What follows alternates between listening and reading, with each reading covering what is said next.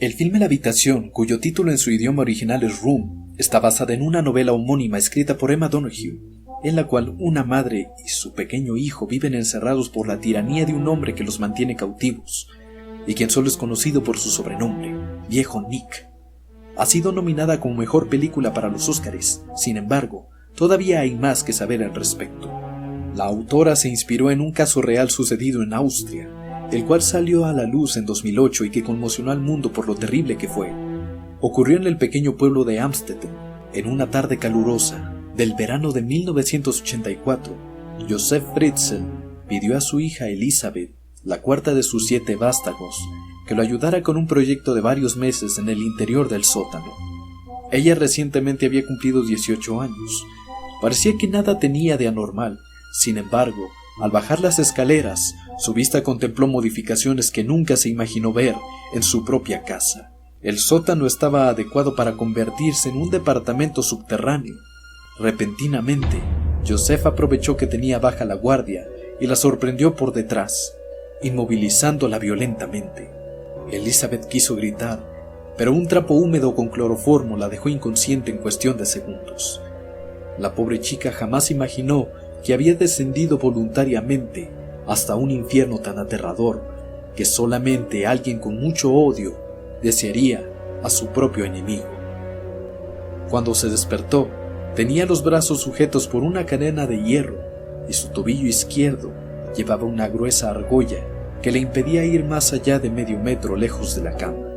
Estaba absolutamente sola en la oscuridad de la mazmorra artificial que su padre había construido a lo largo de varios años.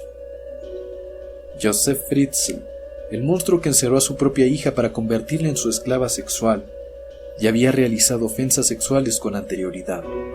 En 1967, entró furtivamente por una ventana y violó a una mujer mientras dormía, por lo cual fue condenado a 18 meses de prisión.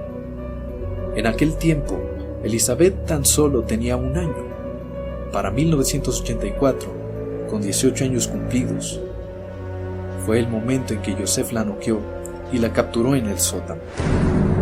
Sin embargo, es necesario que nos detengamos a mirar los antecedentes de este evento. Desde que era pequeña, Elisabeth recibía bofetadas de Josef por casi cualquier cosa. Creció tímida y retraída.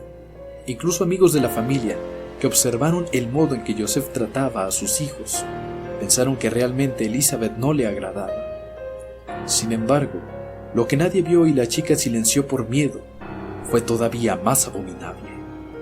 Desde los 11 años comenzó a violarla, en el interior del automóvil, durante supuestos paseos en el bosque y en el sótano, donde más tarde sería encerrada. Ella ocultaba la realidad por el miedo que le ocasionaba que sus amigos y compañeros de escuela descubrieran el horror que vivía en casa. Sus amigos sabían perfectamente que debían irse cuando el papá de Elisabeth aparecía. En 2 ocasiones ella intentó huir, pero fue reportada como desaparecida y devuelta a casa por las autoridades. A los 18 años, trabajaba como mesera intentando ahorrar dinero para por fin alejarse de aquel infierno. Pero Josef sabía de sus planes. Pretextando necesitar ayuda para mover una puerta en el interior del sótano, la condujo escaleras abajo para sorprenderla por detrás, con esa prenda húmeda, con el narcótico que la adormeció al instante. Colocó un grillete en su cintura y desde el segundo día la violó, sin parar. Aquello solo terminó cuando Elisabeth finalmente fue liberada en 2008. Durante el encierro, Josef la condicionó cruelmente, amenazándola con dejarla morir de inanición si no accedía a tener sexo con él. Desde pequeña, la había maltratado lo suficiente para someter su espíritu, y ahora la tenía completamente abrumada y maniatada. Él la obligó a escribir una carta donde aseguraba que estaba en una secta y no era necesario que la buscara. Los vecinos e incluso Rosmarie, la madre, creyó la mentira. Elisabeth dio a luz a 2 hijos, Kerstin y Stefan, pero las violaciones continuaron y un bebé más llegó. Simplemente se acababa el espacio en el sótano, así que Josef la obligó a escribir más cartas sobre la secta apócrifa, y de ese modo 3 bebés producto del incesto terminaron viviendo con ellos arriba. Conforme crecieron, Joseph se aseguró de que creyeran que Elizabeth los había abandonado y por ello jamás sospecharon lo que moraba debajo. En total, aquella abominable historia de incesto dio a luz a 7 hijos, entre los cuales hubo gemelos. Uno de ellos murió, y a pesar de que podría haberse salvado con asistencia médica, Joseph simplemente se limitó a decir: lo que será, será. Y una vez que el pequeño murió, fue arrojado en la caldera del sótano. Las condiciones insalubres y el encierro vencieron la salud de una hija, la mayor, Kerstin. Un cadáver de ese tamaño sería demasiado. Joseph debió llevarla al hospital, pero no contaba con que Elizabeth había colocado una nota en el bolsillo de su hija, pidiendo a los médicos que fueran muy amables con ella porque podría asustarse. No conocía el exterior, ni nada ni nadie fuera del sótano. No era un pedido de ayuda, sino la súplica de una madre angustiada. De cualquier modo, fue suficiente para que se ataran los cabos sueltos y se descubriera todo lo que había hecho a su propia hija, ese monstruo de Amstetten, cuyo nombre era Joseph Fritzl.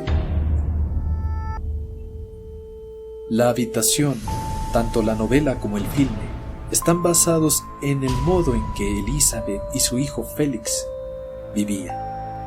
Desesperadamente, Elizabeth incluso había pintado en aquella mazmorra algunos dibujos como un caracol y un sol, intentando aparentar que la vida de todos en el mundo sería igual que la que ellos tenían en aquel sótano. No cabe duda que este mundo es terrible. Si el video te gustó, suscríbete. Recuerda que en Careo Lux Productions te queremos de nuestro lado.